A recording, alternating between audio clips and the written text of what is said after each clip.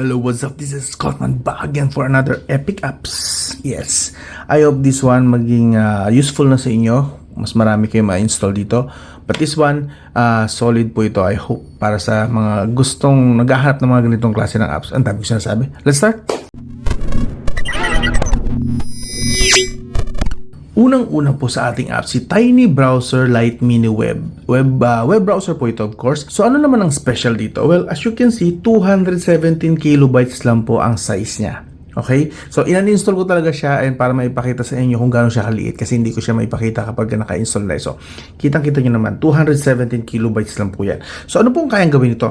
Well, kung naghahanap kayo, kung lalong-lalo na mga low-end ang smartphone nyo, even high-end, okay lang din naman, mga flagship, okay lang din. Mas mabilis nga ito kung gagamitin nyo flagship smartphone. Pero kung low-end lang smartphone nyo, entry-level, napakahina, ang baba ng RAM, ang hina rin ng chipset. Ito dapat ang ginagamit nyo na browser. Light lang po ito. Basic na basic lang din ng feature. Ang pinaka the best part, halos hindi nagpapakita dito ang ads. Walang ads dito dahil nga sobrang light niya, walang ads na pwede pumasok. Well, not 100% na walang ads. Siguro may maliligaw-ligaw dyan na konti, pero 90% wala pong ads dito kapag dito kayo gumamit ng inyo or dito kayo nag-search. Yung basic search lang ba? Like kunwari, sa mga estudyante, nagre-research lang kayo ng mga information. Like kunwari, isip tayo, Android Authority. Ito, kilala tong website na to. Yan. Android Authority, kilalang website na maraming ads, okay? So, check natin kung maraming ads o hindi. Yan, basic, kita nyo naman. Yung basic na kailangan nyo sa isang web browser nandito na. Hindi nyo na kailangan ng napakalaking Google Chrome or napakalaking, mga Mozilla,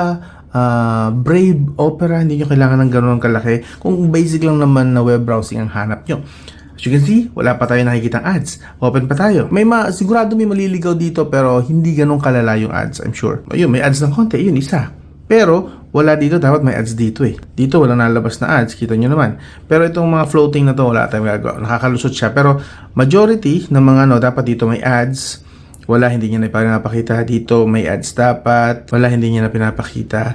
Pero, ito nakalusot to. So, like I said, hindi siya 100% na walang ads. Pero, pinaka-light na po ito. And of course, kapag in-install nyo na po siya, para maipakita ko rin sa inyo, info tayo. Tiny Browser. Alam nyo ba kung ilan lang nagamit ng data or storage? 25 MB in total. Google Chrome, compare natin sa Google Chrome ko. Google Chrome, 1 GB. That's Google Chrome. So, ang laki po ng difference, di ba? From 1 GB to 25 MB lang na difference, di ba? So, like I said, kung naghahanap kayo ng mga light web browser, try nyo na to si Tiny Browser. Of course, supported din ito ang even YouTube. Kung gusto nyo, YouTube, meron din naman ito. Ayan o, nakakapanood din dito.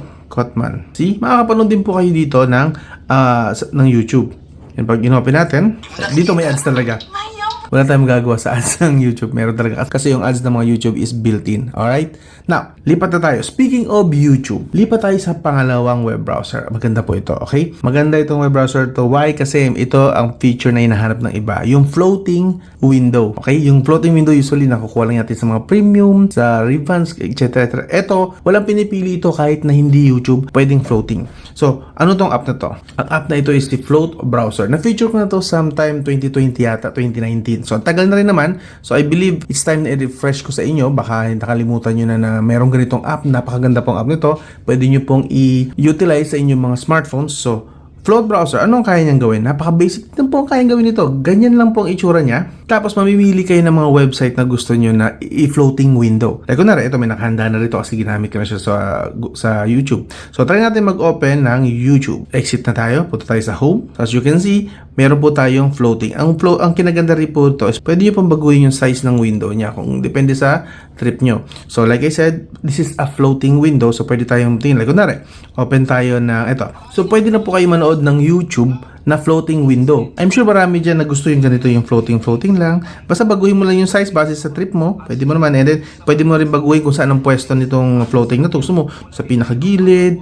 Gusto mo mas maliit pa dyan. Ayaw mo ng ganyan kalaki. Gusto mo pang paliitin. Yeah, pwede pa natin paliitin ng paliitin. Yan, ganyan na lang. Pwede po yun. Tapos lagay mo sa pinakasulok. Then mag-open ka ng ibang app. Like Facebook, maybe. Yan. Pwede mong pagsabayin po yan. And actually, hindi lang po niya kayang gawin ito sa YouTube. Pwede niya rin pong gawin ito sa Facebook or sa iba pang website. Yes, pwede po. Multiple floating window. Ulitin ko. Multiple floating window kaya po niya. So, open tayo ng Facebook. Mag-open tayo ng Facebook. Okay, tambak natin. Ano pa gusto nating i-open dito? Try naman natin ng ibang website like GSM Arena. Yun. So, open natin ng GSM Arena. So, meron na. Ilan na? 3. Open natin to. Ayusin natin na maayos. Nagkagulo-gulo na. Pwede naman i-drag kasi. Yan, dito, and dito. Ayan, tatlo na. Pwedeng sabay-sabay po yun. Ewan ko sa trip nyo, bakit nyo gustong ganito karami. Pero at least kung kailangan nyo yung ganyang feature, available po rito. Okay? The best part is pwede nyo po siyang gawing app icon. Open natin GSM Marina. Baka sabihin nyo, hindi nag-work. Kapag-open tayo dito ng GSM Marina, close muna natin. Then, open tayo ng isa. So, kunwari, dito na tayo sa float browser. Open tayo, kunwari, ng isang YouTube. Alright? So, yan, nag-open na. Ito, nakikita nyo tatong tuldok na yan. Pwede nyo i-click nyo yan, and then, pwede nyo po siyang gawing icon. Add to desktop. So, yun. Add automatically. So, ang mangyayari, meron tayong icon. So, etong icon na to, anong silbi niyan? Anong pinagkaiba niya sa normal na icon na YouTube? Ito kasi normal na YouTube, mag-open yung normal na YouTube. But dito sa icon na to, once na nakahanda na yan, galing sa float browser, magpo-float na lang yan dyan. So, nakahanda na, isang click na lang. Hindi mo na kailangan na ulit-ulitin doon sa float browser or i-open yung float browser homepage. Hindi mo na kailangan i-open yan. Click mo na lang direct mismo yung icon. Diba? Mas convenient. And then, ikaw na bahala sa size. Ikaw na bahala kung saan pupwesto. Yan. Pwede yung bago-baguhin, nasa diskarte nyo po yan. Alright? Again, ulitin ko, any website, lahat ng website na alam nyo, na binibisita nyo, pwede nyo gawing floating window dito sa float browser na to. Okay? That is why inulit ko i-feature ito kasi maganda talaga ang feature na to. Dapat ginagamit nyo rin to once in a while kung naghahanap kayo ng ganitong feature. And doon sa mga mahilig nga sa floating window sa YouTube, pwede po ito. Again, hindi lang pang YouTube pang lahat ng website ito. Sasabihin nyo dyan, may Revans naman, may ganito. Yes, pang YouTube kasi yon. But this one, hindi lang pang YouTube, pang lahat ng website. Nagkakaintindihan tayo? Alright. Now, lipat na tayo. Alis na tayo sa web browser. Ito naman sa mga tropa nating sira na yung power button, kakapindot. May kalumaan na rin siguro yung smartphone. So, sa mga namang problema na gusto nilang i-reboot kasi naghahang ang phone nila, kailangan nila daw i-reboot or nagka-crash yung mga apps, so kailangan nilang i-reboot, i-restart yung phone, kaso sira yung power button, pwede nyo pong install itong Origin Power Soft Shutdown. Okay? So, anong kayang gawin niya? Basic na basic lang po. Bibigay niya sa iyo yung power menu nang hindi mo kailangan itong power button. Of course, ang purpose lang ng power menu dito is for reboot, not for shutdown. Wag na wag mong isa-shutdown yung phone mo kasi hindi na syempre gumagana yung power button at hindi rin na magagana yung app kung patay na yung smartphone. Diba? Common sense. Patay yung smartphone, anong gagana ng app? Wala. So, ang purpose lang talaga nito is para mailabas itong power button na to. Yan. So, ang pinaka gagamitin mo dito is yung reboot. Yan. Yung reboot or restart. Of course. Once na na-install mo na yan, click mo lang, hanapin mo lang kung saan yung app nakalagay. Usually sa app drawer mo. So, click mo lang yan para lumabas yung mga power menu. So, hindi mo kailangan pindutin yung power button lagi. Kung naramdaman mo, nagloloko na rin yung power button mo, malapit nang masira, agapan mo, mag-install ka agad nitong power button. Origin Power na to. Okay? Agapan mo na. Origin Power Soft Shutdown. Iwan ko yung link dito sa video description para magamit nyo. And para naman doon sa mga ayaw talagang masira yung power button nila. Okay? Pwede naman yun. Hindi porket sira na power button mo, saka mo palang install to. Ngayon, what if gusto mo lang talaga alagaan yung power button mo? Di-install mo pa rin to. Napakalit lang naman po nito. 2 MB lang siya sa storage. 2 MB lang po ang ginagamit niya sa storage. Ganun po siya kaliit. Okay? So, napakalight po nito at hindi niya kailangan tumakbo sa background. So, paano siya i-set up? Once na nakita nyo na sa Google Play Store, install nyo lang po. Open. And then, hihingi niya po yung accessibility permission. Siyempre, i-on natin yan per accessibility. Once na na-approve mo na, okay na po yan. Pwede nyo nang gamitin. So, pwede na kayo maglagay. Ilagay nyo na siya sa gilid ng mga apps nyo. Yan, para magamit nyo na agad. ASAP. And then, anytime, click mo pag kailangan mo. Lalabas na po yung kailangan mo na restart or reboot buttons. Ganoon lang po. Lagay mo lang dyan as icon. Anytime, ma-access mo na siya. Alright? Sa mga naghahanap dyan ng screen recorder na light version lang, unlimited, walang watermark, and hindi kailangan rooted ang smartphone nyo. Of course, applicable lang to sa mga smartphone na hanggang ngayon wala pa ring screen recorder na built-in. Okay? Usually, mga old smartphones ang tinutukoy dito. At tingnan nyo naman, 3 MB lang po ang size niyan. 3 MB lang. Ganyan po siya kalito. Install natin. Open. Yan lang po yung interface niya. Napaka-basic po. Ang dali pong sundan. So, bago ka mag-record, set mo muna kung ano yung size at settings na gusto mo. Click mo tong settings. And then, bubble button appear on top overlay. Turn on natin yan kung gusto mo may floating bubble na control. Nasa sayo po yan. Pero try natin yung open. Turn on. And then, bigyan natin ng access. Ito siya. Draw over other apps ha. Turn on natin yes. Para mayroon siyang floating window rin na button. Back tayo. Ngayon naka-on na. Audio. Ilalagay natin. Mic. Camcorder or internal, ikaw pipili. Pero sa may mga smartphone, lalo sa old smartphone, hindi yata gumagana yung internal kung ang gamit mo ay earphone or headset. So, pagka ganitong sitwasyon, I would recommend na use the microphone na lang. Mic na lang kasi para, ibig sabihin, gagamit siya ng loudspeaker. Huwag nyo pong i-connect sa inyong earphone o earbuds. Okay? Walang earphone na ikakabit. Mas safe po doon kasi may ganong incompatibility sa mga old Android smartphones. Alright? So, once na nakaset na sa mic na lang. Set nyo naman kung anong resolution ang gusto nyo. Okay? Of course, depende yan sa supported na screen resolution ng smartphone nyo. Iba, pag 720p, syempre hanggang 720p lang ang kaya mong i-record. Kung 1080p, pwede hanggang 1080p. Okay? Ngayon, kung pang-upload siya sa YouTube, like i-upload nyo, content creator kayo, you can use the 1080p instead. Ngayon, kung pang TikTok lang, kasi hindi naman ganun kalaki ang file sa TikTok, pwede na sa TikTok ang 720p. Nasa inyo po yan, discard niyo po yan. As long as supported ng smartphone nyo yung resolution na isa-set nyo. Quality, kayo na po masusunod dyan, pero okay na sa akin usually ang 2.5 MB. Pero pwede nyo pong itaas mas mataas na quality, mas malinaw. Sa FPS, kung normal video lang, like hindi naman kayo nagge-gaming, okay na po ang 30 FPS. Ngayon, for gaming, of course, I would recommend go for 60. But, again, kung nagbablog lang kayo, nagsasalita lang kayo, sapat na po ang 30 FPS. Battery optimization, okay na po yan. Once na naset nyo na yun na maayos, balik na kayo dito sa record and then pwede nyo pong ipinutin tong button na to. And bigyan nyo ng permission. So, yun po yung floating niya. I-drag mo na lang kahit saan para mag-start na siya mag-record. Alright? And then, meron tayong stop kung ayaw mo na mag-screen record and then back to home. Home is babalik ka rito. Currently, nagre-record na siya kasi nagbibilang na. Stop natin muna saglit. Silipin natin ngayon. Punta tayo sa files. Yan po yung na-record natin. Ngayon, check natin kung mag-play. VLC. Alright? And then, meron tayong stop kung ayaw mo na mag-screen record and then back to home.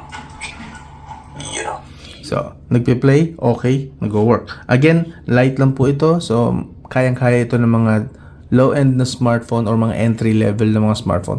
Pwede rin gamitin ng mga mid-range to flagship kung gusto nyo talagang ganito ka-light na screen recorder lang. Pwede naman. Wala namang limit kung sino gustong gumamit ito as long as gumagana ang smartphone nyo. Alright? And finally, so ito, alam na to ng karamihan. Ang dami na nakakaalam nito. Pero I think this is the best time para i-recommend ulit ito at ipaalala na may ganito po kayong option. Dahil lately, alam nyo kung gaano ka nakakaperwisyo ngayon ang bagong features ni Messenger. This Messenger, yung end-to-end encryption nila nakakaperwisyo talaga. Ang daming issue, ang daming bugs. Kung hindi nyo pa napapanood yung mga bugs na na-encounter ko na at na-encounter din ng ibang mga nandito sa tech community natin, is panoorin nyo yung video about sa Messenger end-to-end issues. Okay? Meron po tayo doon. And plus yung mga bagong features na nirelease na ni Messenger. But, hindi tungkol kay Messenger ito. Ito ay tungkol sa alternative na pwede nyo pong gamitin. Ang tinutukoy ko po rito is si Telegram. Yes, sa Telegram. Why? May video na po ako nito and meron na rin akong guides, tutorial para just in case na gusto nyo matuto kung ano yung mga features ni Telegram. Pero basically, ito ang mga features ni Telegram. Sa Telegram po, pwede po kayo mag-save ng mga files nyo. Mag-file sharing po kayo up to 2 GB free. Okay? Hindi nababawasan ang quality. Hindi kagaya ni Messenger, nag-send kayo ng video, ang baba ng quality, blurred. Kay Telegram, pwede nyo siyang iset na hindi nababago ang quality. And another thing about Telegram, meron kang sariling imbakan ng sarili mong files. At tinutukoy ko itong save messages. Lahat ng Telegram account po merong save messages. Dito pwede mong isave lahat ng mga files mo, pictures, personal videos, family pictures, friends pictures. Pwede mo pong isave dito. Ikaw lang ang nakakakita itong save messages na to. May ganyan pong feature si Telegram. And pwede ka rin ditong gumawa ng groups kung saan pwede kang mag-send ng mga apps, videos, pictures, kayo mo bahala dyan. Again, you can use Telegram for your personal file manager or parang cloud storage nyo na rin po. Yes, and siyempre si Telegram para din naman tong Facebook in a way. Pag inopen nyo po ito sa taas, meron po tayong people nearby. People nearby, makikita mo kung sino yung mga gumagamit ng Telegram malapit sa'yo. Yan, basta naka-open ang kanilang location, madidetect mo kung sino yung mga tao na malapit sa'yo. And then, pwede mo silang direct na i-chat kung gusto mo, di ba? Mga nakatira malapit sa bahay mo. Okay? Ang lupit nun. And of course, supported din ito ang normal na chat. As you can see, nakakapag-chat ako. Nakakapag-send ako ng mga pictures and videos dito. Personal pictures and videos yan, of course. And of course, supported din ito ang call. Pwede ka rin mag-call dito as long as may data ka, may internet.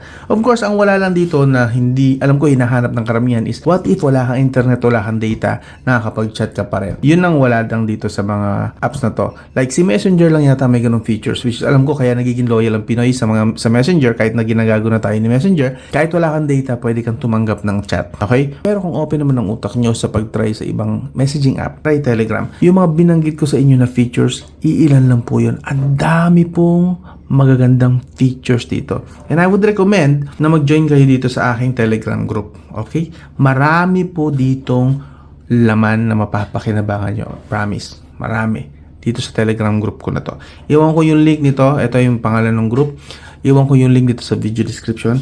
Join na lang kayo or ipipin ko sa comment section. Otherwise, I hope pakinabangan nyo maigi ang Telegram. Lalo na kung kayo naman yung taong meron namang wifi, may unlimited wifi kayo or lagi naman kayo may data, try nyo din ang Telegram, hindi yung puro messenger na lang. Okay? Try nyo din. Hindi ko sinasabi i-abandon nyo ang messenger kasi malamang nandun yung mga friends and families nyo, doon nyo nakaka-chat sa jowa nyo. But it's about time na tumingin din naman kayo ng ibang messaging app. Lalo ngayon na ang daming kabulastugan at ginagawang mali-maling features, nag-release sila ng end-to-end encryption, ang dami palang problema pa, parang ginawa tayong beta tester. Try nyo gumamit ng Telegram. Kahit hindi Telegram, try nyo IMO, try nyo Viber, wag yung WhatsApp kasi WhatsApp under pa rin ng Facebook yun at Messenger. Try pa kayo ng iba pa mga apps. Okay?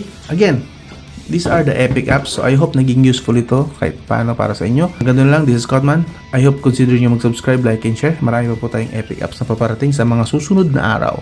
I'll talk to you again soon.